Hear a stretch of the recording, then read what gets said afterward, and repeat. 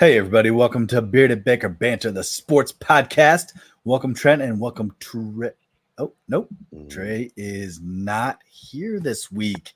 Crickets. That guy. Oh, man. Another week away. He's at a bachelor party. So, Trey, we miss you. We'll still make fun of you, but that's no big deal.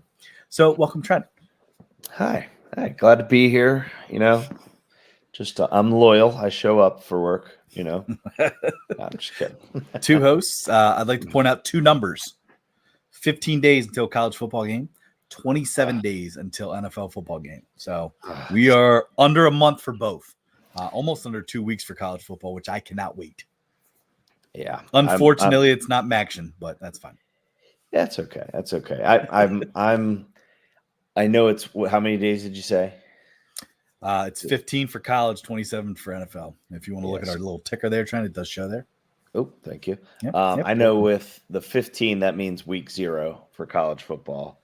Correct. But I was even looking ahead at some like big time conference games and stuff, and I was you do it hit you right in the feels. I saw August 31st, and I'm sitting here tonight on my couch, and I'm like, that is 22 days away from just being able to wake up, turn the coffee maker on, get a little breakfast going, turn college game day on. As I said, I feel like you did set the scene for this a couple weeks ago. And last year I did. Last year I did a little. Maybe that's what I'm thinking about. As I said, did a little intro to the college football season. It just. Oh, yeah. I love it. I mean, I'm not gonna lie. I think from all the years of going to your college games and then playing in college as well, and it was like you never really had that opportunity to sit there on Saturdays and just soak it all in and watch literally football all day. I mean, you could literally watch some back then, not this year, some Pac-12 football up until about like 1 a.m. But I hate wishing away time and days and weeks, but I'm like, let's get there. Let's go. Yeah, I'm ready to start watching real football and not. Don't get me wrong, I love baseball, but baseball's long throughout the summer. It is long. It is very long. We are definitely in that point of the time where it's like, all right, you got a preseason game, which you all jacked up for, and all of a sudden you watch it, you're like, all right, that's not football yet.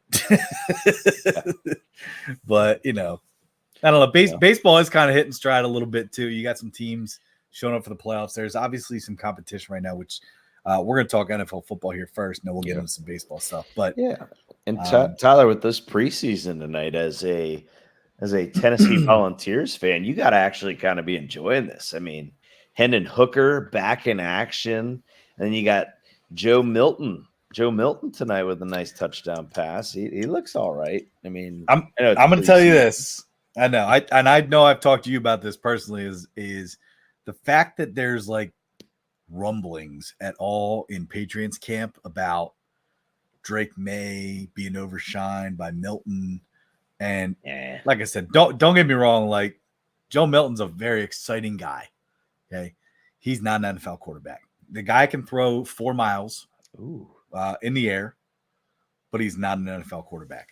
Is he a guy that maybe you make, maybe a package of some sort for, maybe some special package, maybe, I don't know, hell, make him a wide receiver and like run some double pass shit where, you get him on the edge and have him throw a bomb.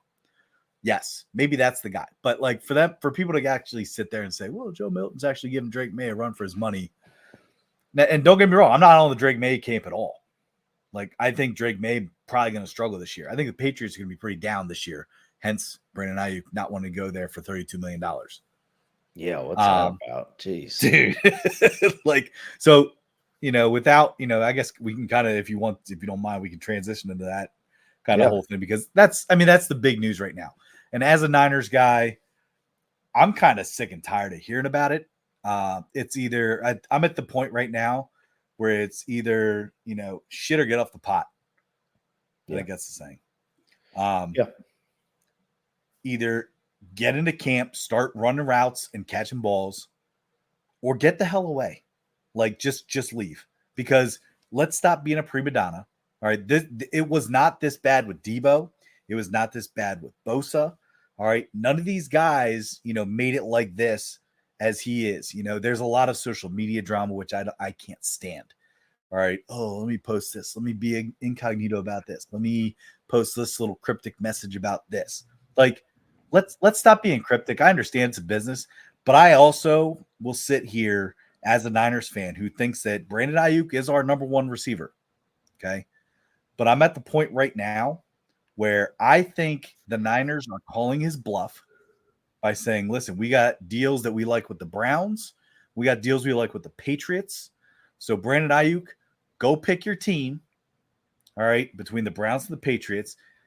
And that's it. And good riddance. And now all of a sudden you want to bring the Steelers back in the mix, right? And you want to bring in, the Raiders and Commanders, like, no.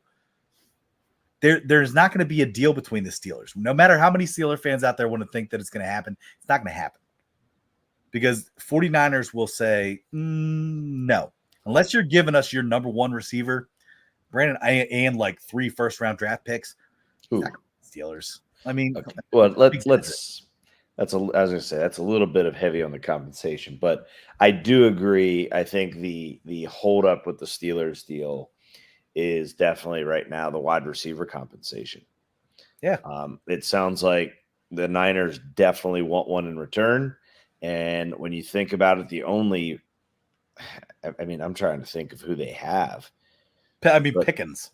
It's Pickens. I mean, and if Pickens is your number one, that's who the Niners have to get in return. But then again, like, I don't know as a Niners fan if I really even think that's a straight up fair trade. A Pickens for Ayuk right now. So it's not. I don't know, man. Here's what it comes down to. All the things that you're saying you're frustrated with outside of the social media, which is once again just this stupid day and age, right?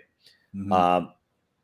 The truth is agents have figured out that holding in is best for their clients. Yeah. Because now they avoid the fines. Mm-hmm. They avoid it is the fines. And now they can just kind of hang around the facility and essentially not practice and eventually try to get their way. And it's, you look at Jordan Love did it. Oh, but that was good. That was just being a good teammate. No, wait. Whoa. Sorry. No, he's not here. That was Judon. Judon's trying to get paid. He's holding in. So this holding in crap, it soon, I think what's going to happen is the owners are going to sit there and say, if a guy is refusing, if he is not medically or physically, I should say, unable to participate, then we can still fine him. If you're just going to show up to avoid it and be like, yeah, but I'm around for team activities, it's like it's a loophole. Bullshit. They're paying you. They're paying you to do your job. But yes, you are an athlete. Yes, teams make a lot of money off athletes, but it's your job. If I just sit there and say, "Hey, boss, I'm going to show up to work, but I'm just not going to do my work." Sound good? I'm not going to get my paycheck. Right. You know what I mean? So it's like, I don't know. It's a very frustrating time, but I do think, tip of the cap to the agents and the players because they figured out a way around the system in that sense. Yep, for sure. And don't get me wrong, like I'm not on the owner's side. Like I always want the players to get their money, but it's just this. But I think you're right. The frustrating point right now is I'm so sick of every single time I get on X, and it is breaking news. Ayuk looking like going to this team. Oh, breaking news. Ayuk's going to, and then you sit there and bring up him going to the Raiders for Devontae Adams. And and a 3-way pick. And dude, it's absurd. I mean, if it happens, it happens, but come on. Like it's a stretch. It's also a lot of people on X, trying to get clout and trying to get clicks and trying to get paid and trying to get, and that's also part of the problem too. So we'll see. I mean, I'm hoping it's soon over. The only thing that I would say that was a very interesting, maybe slip up, maybe it was a little bit of a jab or a little shot, was I thought McCaffrey's comment when he referred to him as like my former teammate. Yeah, that was odd. That struck me as a little bit odd Because very rarely would you ever. I don't know. I don't know if I would ever sit there and be like, hey, a former teammate, like, especially like when you just played with him a couple months ago. Yeah. You know what I mean? Like, is former that much in his mind, or is there something? I don't know. It was odd. I agree with you on that. I mean, maybe that's where they soon just have to get the best they can for him, because I mean, can the Niners just say, hey, we're trading you, or does he have a no trade clause? So he has a no trade clause, is what I'm kind of understanding, just because San Fran, and that's why. But here's the thing: is that's why I said I think San Fran's calling his bluff, where San Fran's like, yo, hey, listen, we have a trade that we like with the Browns. We have a trade we like with the Patriots. We like the compensation already, so go pick. And when you turn down, because San Fran's been offering $26 million, okay, the Patriots offered him $32 million, and he turned it down. So what is it about is my question then. You know what I mean?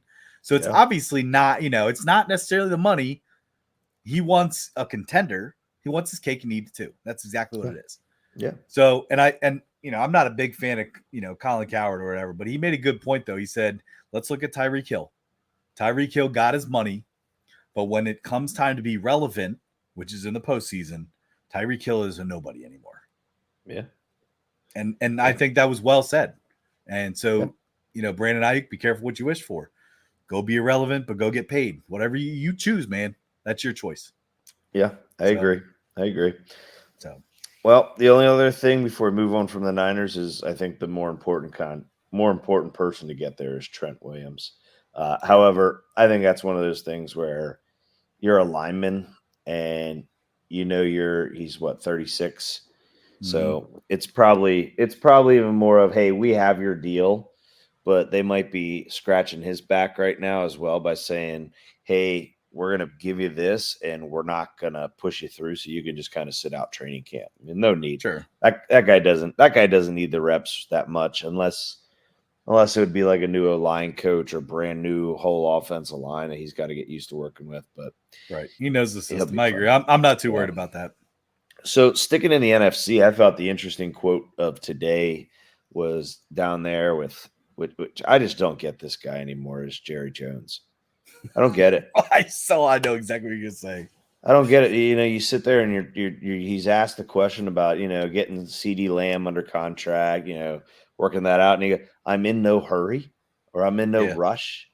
Yeah. And, it is interesting because now back to the social media response is literally CD Lamb takes down all association with the Cowboys and just posts LOL in response to that. So it's like, I did like Dak Prescott getting on the mic and sitting there saying, well, I'm going to say I am in a rush. Like, I do want to hurry that because, that's him having his boys back. But also Dak understands, like, hey, I'm kind of going to be in a pretty crappy situation if I don't have CD Lamb there, because he had a breakout. He had a breakout season. And that's the thing is, especially like that guy where you sit there and say, hey, I'm going to bet on myself and I'm going to force them to give me big money now, top wide receiver. CD Lamb did it. CD Lamb did that last year. He's for sure. He's a top 5. So I don't know. Absolutely. And then I think it's going to be weird to see what they end up paying Dak, because I'll take Dak with the Raiders. I'm not a Dak hater, but I'm just like, do you really want to overpay for Dak? But I mean, if Jordan Love's getting that money off of 1 year, and if Trevor Lawrence is getting it, I mean, Dak has, I'm not going to say he's better than Jordan Love, but Dak has proven himself more to be at least a winner in not in the postseason, but regular season. Definitely better regular season and postseason than Trevor Lawrence. So, for sure. And look at the kind of money that Trevor Lawrence is making. Yeah, it's ridiculous. It's like, come on. I don't know. I mean, unfair. It is. And this, again, going back to what you had said about the CD Lamb stuff, like, I'm almost to the point now where like it almost seems a little bit comical. Like, is Jerry Jones actively trying to sabotage, the Cowboys. I mean, that's honestly the way it feels sometimes with some of his statements and, some of his offseason moves and some of the things that he's actually done. Like, what are you doing, man? Like, what are you actually doing? To sit there, I'm in no rush. And again, I agree with your comment with Dak. Like, you want to build timing. Like, this is the time right now where, hey, let's get on the same page. All right. Cowboys haven't, made it far in the playoffs since how long? Yep. It's kind of, Dallas, hey, let's look good on the surface, but at the same time, we still suck. Yeah. And I don't know. I haven't been sold on Dak for a long time. Dallas doesn't suck. Can't say that. I mean, listen, I'm pretty sure they won their division, right? Last year. They've been in the playoffs the past 3 years. Now I know, well, okay, just making the playoffs, blah, blah, blah. But really in the past 2 seasons, anybody that sits there and says their team is good because they won playoff games, but then won a Super Bowl, I'm just I don't know. I'm not on that hating of the Cowboys for some reason. I am. Part of it for me is I don't know. I think my dislike for Nick Sirianni is what prevents me from hating them too much. Because I want somebody to push Sirianni's teams. I don't. I wish it was the Giant, and I wish it was Washington or the Giants. I wish. Yeah, I do. I agree with that with Sirianni. So a conversation came up earlier this week with a couple other guys, that we've been working with. If you had to take a quarterback right now, all right, to lead your team, would you take Dak Prescott or would you take Jalen Hurts?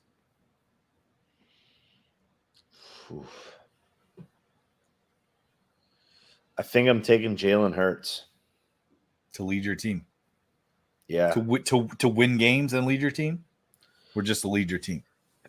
To lead my team. And the only reason I like the option of having Jalen Hurts is I think durability. Dak has broken the ankle. Dak has broken the thumb. So I think with the Jalen Hurts essentially being a running back / quarterback, me personally as an offensive guy, that's what I would like. Okay, no, that's fair enough. I don't know. It's tough for me because on one hand, I don't feel like Jalen Hurts can win the big game. But on the other hand, I also don't feel like Dak can win the big game either. You know what I mean? Yeah. Hurts technically has won more big games than Dak. Right. And in both college and NFL. I feel like though, if you ask the majority of the people, I feel like majority of the people would pick Dak. Maybe. I don't think so. It's a poll question. There we go. We got our poll question time. All right, we'll put that poll out there on and hey, and listeners, tweet a reply on one of our posts for the episode. I'd like to know Hurts or Prescott to start your franchise and lead your team. Yeah, that'd be interesting. All right, you have anything NFL here, Tim? Yeah. Any other thing? Go ahead. Yeah. So there's been an interesting. Wait, let me hold that thought. I'd like to give a Richard Pop Top shout out. There it is. There you go, Richard. Cheers. So, 9 out of the past 10 seasons. All right, 9 out of the past 10 seasons. In the NFL, there has been a team, at least one, that has gotten last in their division the year before, and then the next year has gotten first. So, in other words, 9 out of the last 10 years, that 10 seasons, we have seen a worst to first. Okay. And my question to you, at least one team in the division, you're saying? Okay. Yeah. I think there's one glaring obvious one that you're going to right away pick. Okay. But I would like to also maybe, okay, you can say them. I think you will say them. But I would also like, if you do say them, to pick a different one too. Just on a whim. All right, so I'm gonna read you off the teams that have gotten the worst last year, right? That finished last in the divisions. So we are at AFC right now. We have Patriots, Chargers, Bengals, and Titans. Okay. And then if you would like the NFC, I would. In the NFC, we got the Commanders, the Cardinals, the Bears, and the Panthers.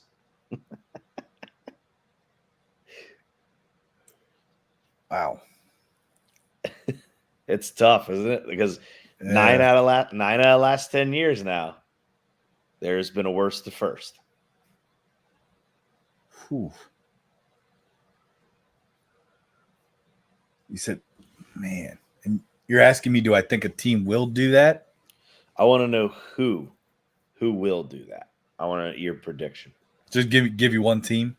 Yeah. I mean, off the cuff. Whew.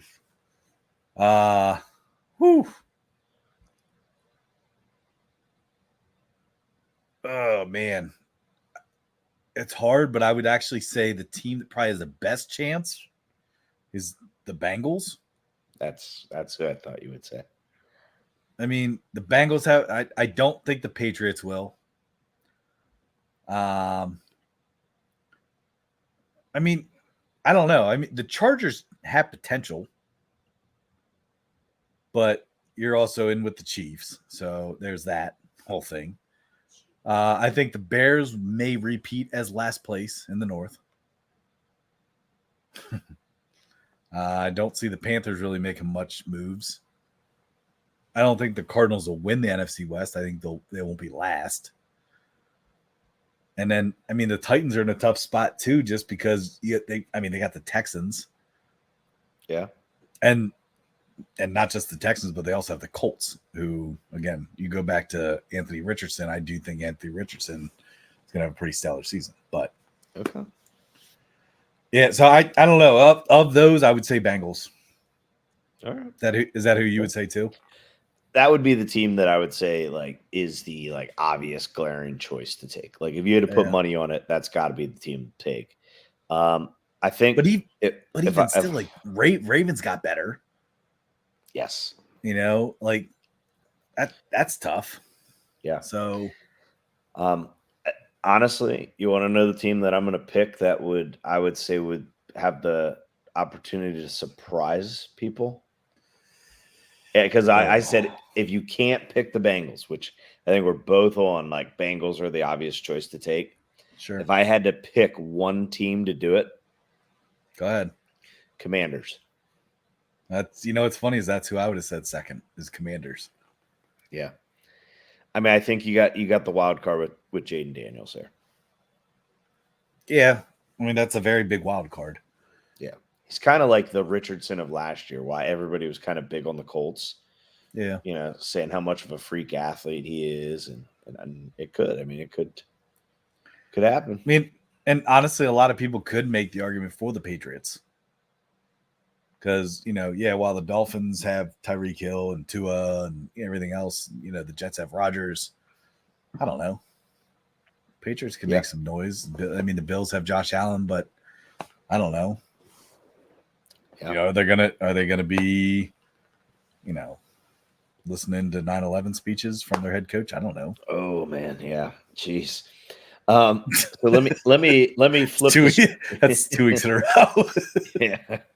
Let's go. Let's flip the script on this. So I'm not saying there's no statistics saying that this happens as often, but what would you say about a first to a worst? Do you have the first place teams? Yep, I got you. Ready? Okay. So NFC, Cowboys were first, Niners, Lions, and Buccaneers. Okay. And remember, this is for going from first to last in their division. Right. In the AFC, the Bills, the Chiefs, the Ravens, and the Texans.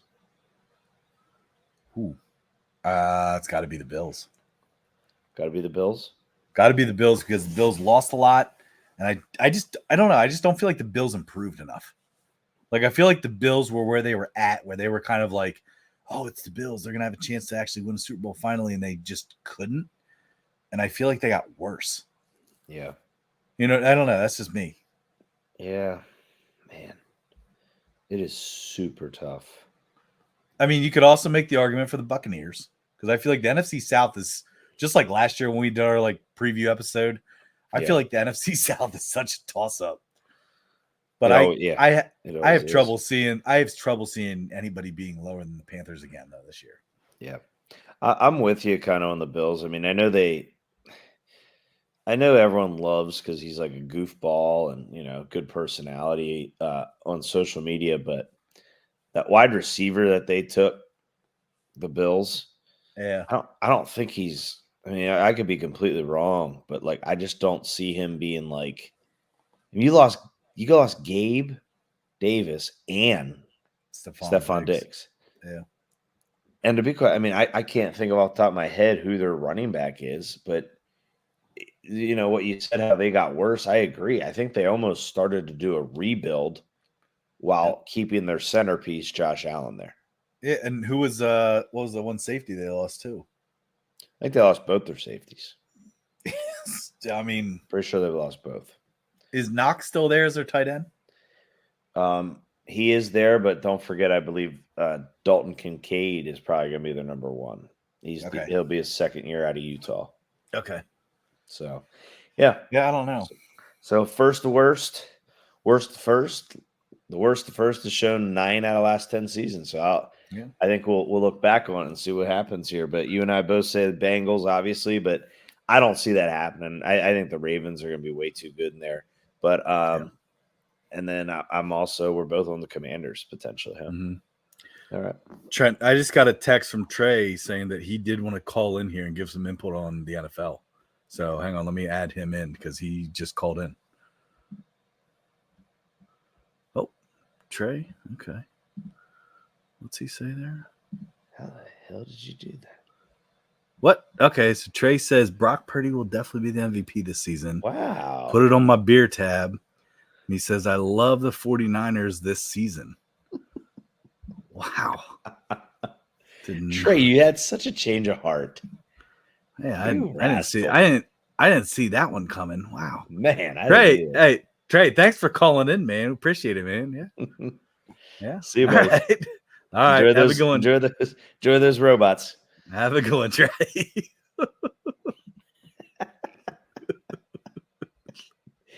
Actually, well, I actually thought it was really going to be him. And I'm like, wait a second. That's his background and everything. He is calling in. Holy hell. Oh, man. Dude, I can't believe he called. No, I can't believe he called in. Yeah. All right, Tom. I want to do some pretty serious setup on my end. Wow. I want to do some rapid fires. Little gambling aspects for some futures here. Ready? Let's do it. Yep. And I could either just let you do one of two things. I could read you the top 4 people for these. Okay. But this is stat leaders for the NFL. Okay. All right. Stat leaders for the NFL. So I could read you the top 4 on odds, or you could just simply name the quarterback off the top of your head, and I could tell you if they're on the top list. Okay. Okay. What do you want to do? What do you want to do? Well, tell me the stat first. Okay. It's going to be ready. First one, most regular season passing yards. All right. Yeah. Give me the top 4. Patrick Mahomes. Okay. CJ Stroud, Dak Prescott, Jared Goff. Ooh. Do you need me to read you the top 6? No. And you could even just say other, anybody outside of those 4. That's too easy. Pick one. Now oh man. If CeeDee Lamb signs, I'd say Dak, but I'm gonna go with Jared Goff. I like it. I would take out of those 4. I would take Goff. But the one that's kind of tied with Goff on odds that I could see happening too is Tua. I think Tua could have some serious pass yards. I think Tua was the crown last year. Yeah, if he stays healthy. Yep. All right, here we go.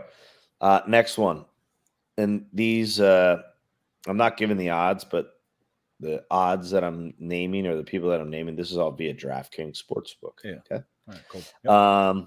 Most regular season passing touchdowns. Okay. Go ahead. Need the top four? Yeah, just read the top four. Mahomes, Prescott, Stroud, Burrow.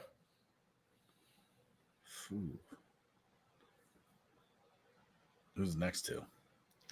Purdy, Allen. Ooh.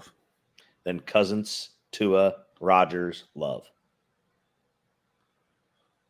I would stay away from Cousins because I think Big Penix energy will end up starting there. Okay. I'm gonna. Oh, man.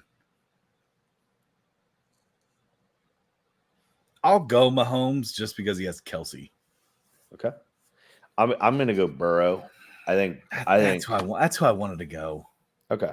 Burrow, you actually get some pretty good value there at plus 1,100. Really, to be wow. Okay. Yeah. He has so many question marks though too with his receivers. I agree. Like that's what I mean. Like look, Dak's got question marks. You know, Purdy's got a question mark with Ayuk. His cousin's gonna start. Burrow has two question. Like, I don't know. There's a lot of guys that are still up in the air. That's just frustrating. Yeah. But all right, next one. Most regular season rush yards. I'm gonna name you the top. I'm just gonna name you the top 10. McCaffrey, Taylor, Barkley, Hall, Henry, Williams, Bijan Robinson, Josh Jacobs, Achane, and Gibbs. That's pretty easy for me. That's totally CMC, Christian McCaffrey. Okay, McCaffrey plus 275. I'm gonna say Derrick Henry. That's not bad. I mean, if he does stay healthy, it'd be hard to argue with that. Yeah, because he kind of is. Last year it was his first injury year. I'm just saying.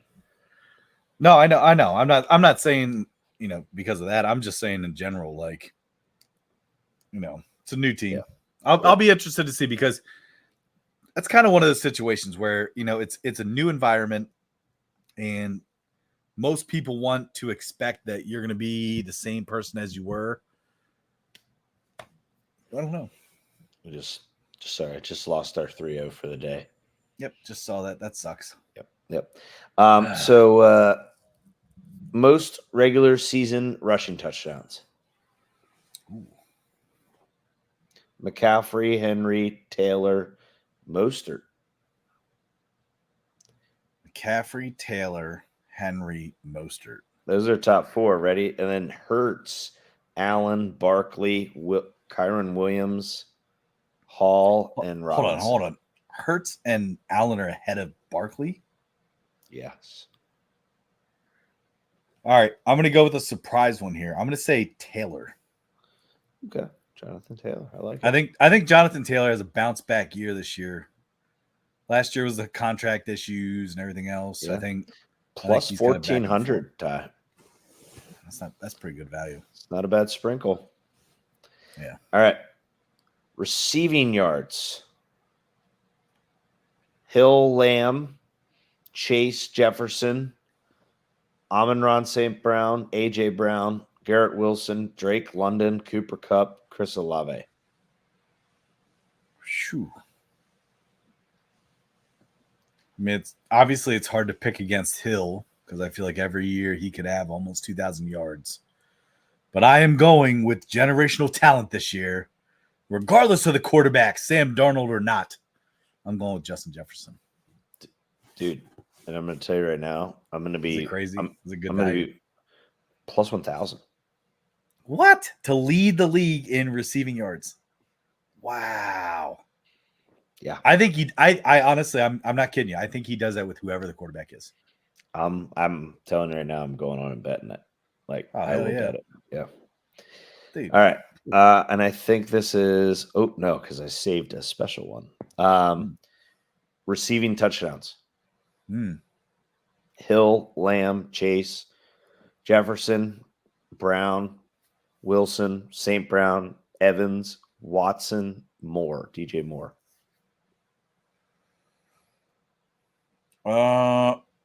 This one's going to be a little bit different from me. This one might not be one that you would think I'd pick. I'm going with St. Brown. I'm going to run St. Brown. Okay. Yeah. I feel like he's had, I think last year he had quite a few multiple touchdown games. I like that. So, and he got his money, so he's going to be playing hard. So, I think I got to go.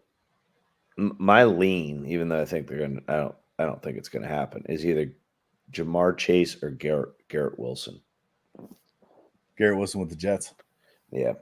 I would bet, I would put money on Chase, though, before him. Yeah. Yeah. Garrett Wilson, I think if he doesn't have Rodgers, then that bet is shit in the bed. But if he does have A-Rod all season, I think, yeah, for sure. Yeah. You can get your St. Brown pick for plus 1,400. All right. It's not bad. Last but not least, this is one of your go-to props from time to time. Interceptions thrown. Mm-hmm. Who will lead it? Which always surprises me because, like, the favorite for this is actually a pretty good quarterback. A really good quarterback. It's also probably because they throw so often. Yeah. Josh Allen is number one. Yeah. Followed by pretty terrible season last year. Yeah. I'm just kind of surprised like the Raiders quarterback isn't on there, like higher. But anyway, it's Allen, Jaden Daniels, Caleb Williams, Will Levis, Derek Carr, Bo Nix, Baker Mayfield, Trevor Lawrence, Matthew Stafford, and then Jordan Love. Whew. Who was second there, Trent? Who'd you say second? Jaden Daniels. Third. Who was third? Caleb Williams. That's who I'm going with. Caleb Williams. Plus 1,000. Yep. I'm going to go Bo Nix plus 1,200. It's not a bad pick. I mean, I was thinking about that too, especially in that division. Because that's the other thing you have to look at too, is look at the defenses that they're going to play against twice a year. And you're going against the Chiefs defense, the Raiders defense, and you could even make the argument that the Chargers defense, it's not a bad pick. Stafford, there's one that we usually take some from time to time. And it's funny is that's who I almost picked. Yeah. I almost said Stafford, but I don't know. I have a bad feeling that Stafford's not going to make it the entire season. So, ooh, really? Nah, I'm Mr. Quarterback, injury guy. Yeah. I feel like I do that every year, but I don't know. I feel like he's getting at that age now too, where playing full season is going to be a little bit tougher. Yeah. Yeah. All right. Well, hey, I have one other quick thing that I thought jumped out to me. Not really it's not a betting one here, but there's a lot of talk of Dak Prescott, obviously, and then obviously early on in training camp with the sickness, Lamar Jackson. And I guess the comments on this or the take on this is Lamar Jackson deserves some of the heat that Dak Prescott gets for not being a pressure-winning quarterback. When you compare the two side by side, a lot of people say, well, yeah, Lamar has MVPs, which kind of like hides his poor playoff performance. Mm-hmm. Dak Prescott is 2-5 in the playoffs. Jackson is 2-4. Okay. Their total QBRs in the postseason, 67 for Dak, 53 for Lamar. Dak has 18 total touchdowns and 7 turnovers, where Lamar Jackson has 9 total touchdowns and 9 turnovers. Okay. So MVP guy, Lamar Jackson, okay, great. But, we talk about being able to win the big game, and Lamar's got some work to do. I don't know. That just something that jumped out to me. I'm glad it finally jumped out to you because I said that all last year. Yeah. All last year about Lamar. I was like, that's fine. Lamar can do this. Lamar can do that. But when it comes down to playoffs, there's a playoff Lamar that shows up. And you know what it is, though? It's not that he's a bad football player. It's not even that he's a bad quarterback. It's that he tries to do too much. And he doesn't let his team win the game. He tries to win the game himself. And then it's almost like he puts so much pressure on himself. Tyler, but I feel like he tries to win the game himself, but I always feel like he tries to win the game by using his arm more than his legs. Whereas in the regular season, he runs, right? Like that loss against the Chiefs last year, he held the ball, and never ran. Where in the regular season, he would have rushed for 200 some yards in that game, the amount of space that he was given. So it's like, it's almost like he changes his style once it gets to the postseason. And that's the most frustrating thing. But I will place my one future Super Bowl winner bet, and it will be on the Ravens to win the Super Bowl this year. That's so stupid. I mean, I could give you my reason straight up now, or I could save my reason for when we do our rankings for the divisions. But I mean, you can give me a little sample as to why, because I'm kind of confused. But Derrick Henry is the main reason. Yeah, I mean, they haven't had a running back like a Derrick Henry. It's always been committee since Lamar's been there. I know, I agree with you, but I still don't think that's going to make as much of a difference, because it's going to go back to the fact that Lamar is going to try to do too much, and that is what it is. And because here's the other thing is that I wouldn't consider Derrick Henry a check down back. So Lamar gets pressured. Who's he going to check down to? No, he's going to try to scramble. He's going to try to run. All right. And, unless you're handing the ball off to Henry and letting him just play smash mouth football, I just don't see that happen. I don't see John Harbaugh doing that. And that's a guy that some people have now talked about, John Harbaugh, that needs to be a little bit more evaluated, because can John Harbaugh win the big game? He's got a Super Bowl. He's got two. One. You're right. One.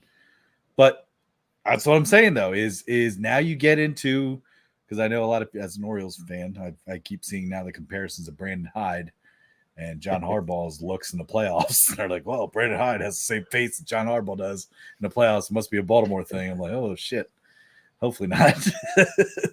But I don't know. It's something to keep an eye on. Plus, Baltimore did lose Patrick Queen, so that's a big loss. Yeah, but their other backer that they got from the Bears, Roquan Smith. He's the guy. He's the guy. We'll see. I'm anxious. Obviously, we're just anxious for the season to start. Let's go. Yeah. All right. Only other thing that I would like to just bring up here is the NFL top 10. This is, again, ranked by the players now. Officially did come out since our last podcast. I know we were up to 11.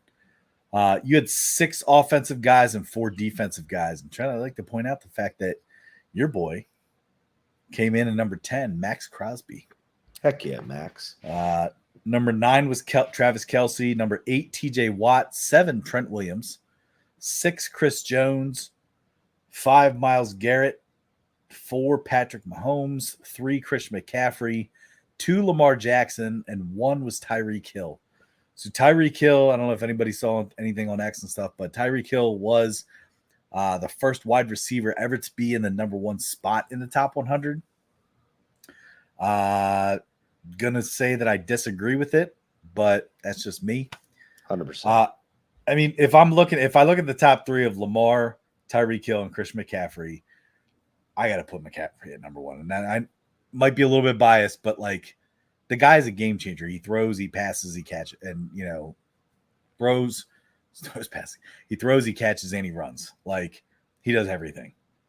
Yeah. I just feel like if you're going to rank somebody based on the amount of talent that you have, it's got to be McCaffrey. But yeah, and the other glaring thing that I would even say is I think it's outrageous to have Lamar in front of Mahomes. 2 spots above Mahomes. To be the top, I'm sorry, once again, but he's the MVP, blah, blah, blah. What is more impressive, an MVP or going back-to-back Super Bowls? Mm-hmm. Because, I don't know. It's outrageous, and I hate it because the one thing it does is it gives friggin' Patrick Mahomes bulletin board Or material. yeah, and it's like we don't need that. Just especially as a Raiders fan, we don't need that. Like just doing that stupid Kermit thing to like what the hell. So but two things I love about it. Obviously, Crosby being in the top 10. The other thing I love about it is seeing an offensive lineman in the top 10. Trent Williams 7, man, that was awesome. So I'll tell you what surprised me a little bit there too is the fact that they had two defensive players above TJ Watt. And that was Chris Jones and Myles Garrett. So to see those two both above, I understand TJ Watt's dealt with some injuries and stuff, but I also feel like every year I feel like the world is about TJ Watt until he gets hurt. You know what I mean? So I'm running the family. I know, right? I would say I could see Myles Garrett being ahead of him, especially because Myles Garrett does now have a Defensive Player of the Year award, which I believe TJ Watt does not have yet. But having Chris Jones ahead of him surprised me a little bit. But again, it might be a Super Bowl thing. I don't know. Yeah, I did like to see. I'm impressed that Max Crosby got it in top 10. Like, because he's a guy that I feel like he gets undervalued by a lot of the critics. It's looked over. It's the team he plays for. He's on a playoff game team, changer. But if he's on a playoff team, you're right. He's probably. I mean, at one point in time, I would have said statistically he should have been ahead of TJ Watt, and at one point, about halfway through the season, he was ahead of Myles Garrett for Defensive Player of the Year. Sure. But it goes back to, is your team winning games? That's fair. But so it's all right. We're top 10, I'll take it. And that's a fourth, fifth rounder there out of Eastern Michigan. Paid off, man. That's for sure. It's a Raider for life. Let's make that happen. All right. Well, do you want to venture into the current season? I guess we have to, huh? That's good. We'll keep it short and sweet to the point. A couple little strike ball and wild pitch, I guess, here, huh? Yeah. I will say to our listeners that we did actually discuss the possibility of just being strictly all Orioles baseball. We decided against it. So we will talk. We'll talk teams. We'll talk other teams. Yeah. I'll be short and sweet with the strike here. Go ahead. My strike is a team that I think is finally starting to play like their payroll says they should be, and that is the San Diego Padres.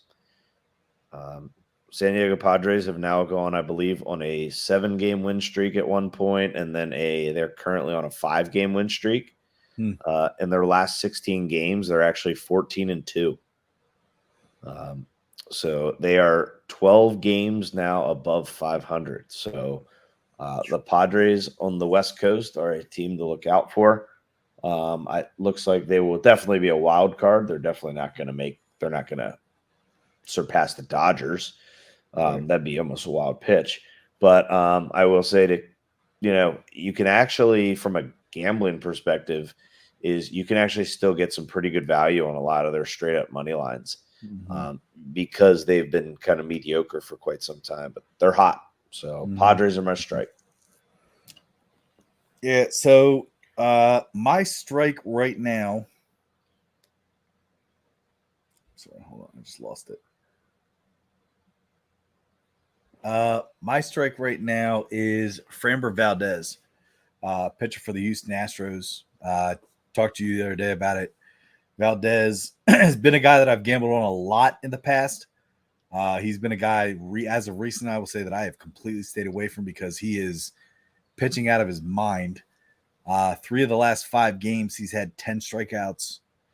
At least 10 strikeouts, or maybe a little bit less, I think, in the other 2. But he also was 1 out away from a no-hitter the other night. So I don't know if you saw that or not. I did. I didn't want to jump the gun and say it to you, but I was going to say I saw that. I'm not gonna lie, just because of a guy that I followed a lot pitching the last couple of years, I kind of wanted to see him get the no-hitter. It really sucks that it ended the way it did. Because then they did pull him right after that. I think he was at 107 pitches. So trying to get him the no-hitter, like I get it. But yeah, Framber Valdez is my strike. And again, not because I'm betting on him, just because I think he's doing a phenomenal job right now. 10 strikeouts out of the last, I think 3 of the last 5 games. So keep it up, man. And hey, Yeah. Houston, Trent, I know you don't want to hear this, but Houston's in first in the AL West by half game. Yeah. Whatever. Clawed their way back up there. Yeah. About the no-hitter thing, Tyler, at least their manager had the balls to let their pitcher stand for the no-hitter, unlike the Pirates. Seriously, right? Skeens got a no-hitter. Anyway. Yeah, I agree. I like that. I like that. So I'm gonna go to the ball, and I'm just gonna. It's I guess we've beat this down in the past. About robots and whatnot, but I'm just gonna say the umpiring. I think umpiring is pathetic. Pathetic. You might have seen some personal posts from me about hey, we need the robots. We want the robots in professional baseball, and I can't stand it because it completely can change a game. It can completely change a game because you're changing an at bat. It's a really cool graphic going around about the percent chance based on count for a batter to reach base, and it's a drastic jump in percentage just by that having that 0-1 count versus a 1-0 or having that 2-1 so it's like to me it's like when it comes down to being something that's so important to the game and we review things already as they are, and there's a review process in place that seems to work really really well in other sports, looking at if a ball is in a zone of an area, if we can track, if there is technology that can tell us what a pitch is based on what's being thrown, which there is, that's how those announcers always know what they're throwing because I had to look into that. Then we can totally tell whether or not a ball is in a strike zone, right? Let's be consistent. Let's be fair. I know people say, yeah, but it delays the game. No, games are now 2.5 hours with all the new pitch clock stuff. Let the guys tap their helmet. Let them challenge a pitch. And you know what? These umpires are going to look stupid as shit because how many freaking pitches that they call strikes outside of the zone. And I want to go one more thing with this. I don't know about you, but it drives me nuts that a ball that is it's a ball on a 3-0 count. And if it's close at all, and when I say close, it's not even close sometimes, they're going to call it. Yeah. They're not going to give a guy 4 straight walks and or 4 straight pitch walks. It drives me nuts because once again, it's like that percentage, like it's call it like it is. Just because it's a 3-0 count, that's where we're seeing the human error really, really jump. So I don't know. I'm just umpires piss me off. Yeah. Well, because I don't feel like at least at this point, I could be wrong, but I don't know if we're saying anything Orioles wise. My ball is going to be an Orioles based ball. My ball is the Orioles injuries. Currently, right now, with pitching in particular, I know Gray Rod the other night having a little bit of lat soreness out on 15-day DL or IL. Scares me. Obviously, our starting pitching, I'd say we got a little bit better, with the trades and stuff like that, give or take. Our relief pitching and our closing pitching, that on the other hand has been atrocious as of recently. I will say this, though. I think, Trent, you had mentioned this the other day, at least in our conversation, is that you think our new closer is Dominguez for sure. Yeah, Sir Anthony. Yeah, I like it. Yeah, especially until Batista gets back. And loved seeing him pitch the other day a little bit in the bullpen, so that was kind of nice to see. Batista, yeah. Who did I say? No, I was just making sure you weren't talking to Sir Anthony. No, I'm talking about Batista in the bullpen. Yeah. So that was nice to see. I know he's probably not going to come back this season. I know they're going to wait till it's 100%, especially with seeing what happened to Means and everybody else. But yeah, my ball is just the fact that the Orioles pitching right now is banged up, I guess to say, because I think they even sent Webb down for being hurt. Oh man. So and brought Baker back up. I think Webb's on a IL for another 15-day with elbow soreness. Webb was one of our go-to, relief pitchers. It's like, whew, how much more can you take? It's like, I will say this though, the fact that they're able to be tied for first right now at 68 and 48, in the AL East with the Yankees, with those injuries, like, says a lot about that team and a lot about the tenacity that they do have. I know they struggled last night with, the Blue Jays. They almost did come back in the ninth. I don't know if you saw. Oh, I think yeah. the final was 7-6, but the fact they're 68 and 48, still tied in first, so we're all right. But whew, man, Tyler, to talk about the health of a lot of these pitchers, it's even not it's the whole league, man. It's the whole league.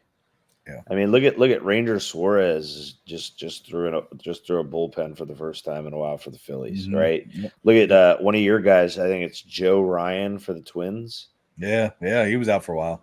He's out. Yeah, so it's like did he go out after this last? Yeah, after he's yesterday. out. Yeah, he's out. And then Lopez for the Braves, who was top there right there with Chris Sale for Cy Young up there in the NL. It's like he's out with a forearm tightness. I don't know. I think to save these arms, I know we say it's a velocity thing. You need to throw so hard. Let them control the spin a little bit better. Bring back the sticky stuff. Dude, and I'll tell you what, like, you disagree with me on that. I know. No, I don't disagree with you on that. I agree with the sticky stuff, but I still think there are guys using sticky stuff, and I don't understand. Maybe it's the whole sunscreen rosin thing. I think it is. I know pitchers are very ritualistic, I guess would be the best word. You do the same thing in and thing out. Craig Kimbrell. Yep.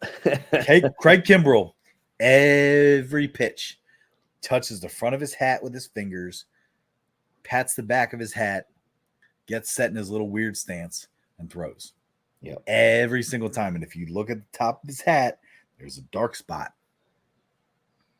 Yeah. Just saying. Oh, he every team he's pitched for, it's looked like that. So I don't know. And he's not the only one. He's just one recently I just paid attention to. Yeah. But yeah. I don't know. It's interesting. But yeah. Trent, you want to give us your wild pitch? Yeah, so I kind of have two things here. It's more of like a wild statistic to me, is that Jackson Holiday is, I believe, the first ever before their, no, I'm sorry. He joins a very impressive list of Jackson Holiday does of hitting a home run in 3 straight games before their 21st birthday. Which, by the way, we have to talk. How does he know how to use a Homer hose like that? The hydration station. It's just for water, Trent. Oh, okay, sorry.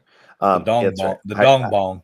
Yep, dong bong hydration station. But he does join a list of guys to do it with Tatis, Soto a couple times, Stanton, Miguel Cabrera, Willie Mays, Mel Ott, like the names of these guys that have done this. Like that's good company to be in. So I just thought that was a wild statistic. The other thing, I guess it's maybe not that wild of a pitch, but with the way that the Orioles and Yankees must have like a behind closed doors agreement to like, hey, we're going to win tonight. You guys can win tonight. Hey, we're going to lose tonight. Yeah, you lose tonight. Yeah. I'm going to say that the division race will come down to the very last series of each team's season. We don't finish. The Orioles and Yankees don't finish with each other. We do have a 3-game series, I believe, second to last of the season. Okay. But the Orioles close with the Twins. So that'd be a tough one. Yeah, that will be a tough one. Twins are a little bit tough. All right. My wild pitch. Ready?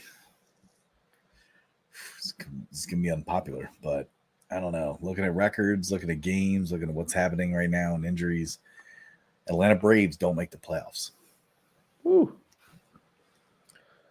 They are on a 5-game losing streak. They just got swept by the Brewers. They're sitting at 60 and 54 right now, 8 games back. They're currently in third in the NL East behind the Phillies and the Mets. Even while the Phillies have struggled as of recent, they're still way above them. But looking at teams that have better records than them in the NL, you got the Diamondbacks, Padres, Dodgers, and the Brewers. So as of right now, you would take some teams out of the NL West. Was it 3 wild card teams, correct?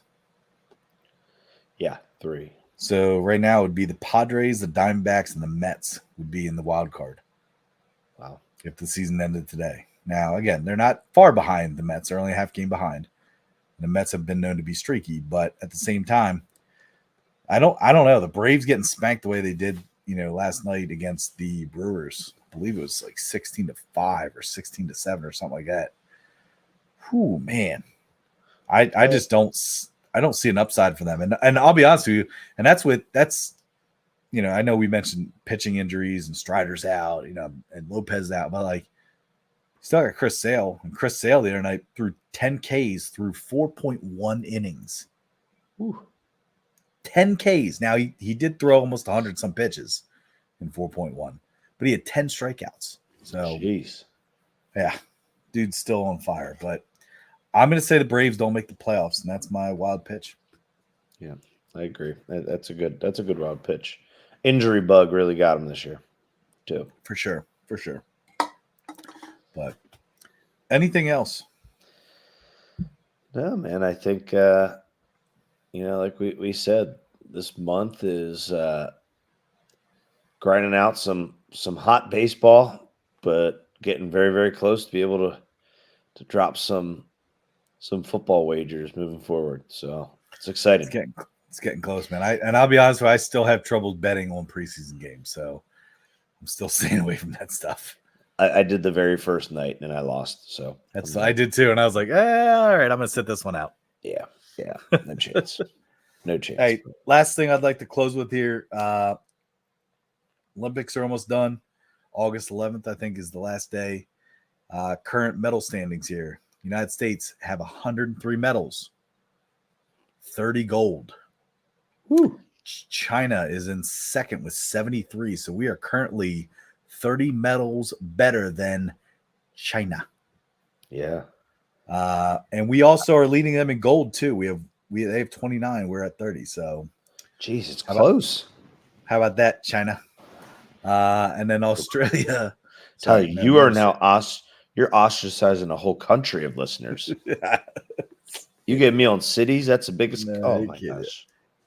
Third medal wise is France at 54. And then UK is at 51. So yeah. Men's basketball championship takes place on Saturday, and it is a guaranteed gold for the United States. It is Kobe Bryant Day.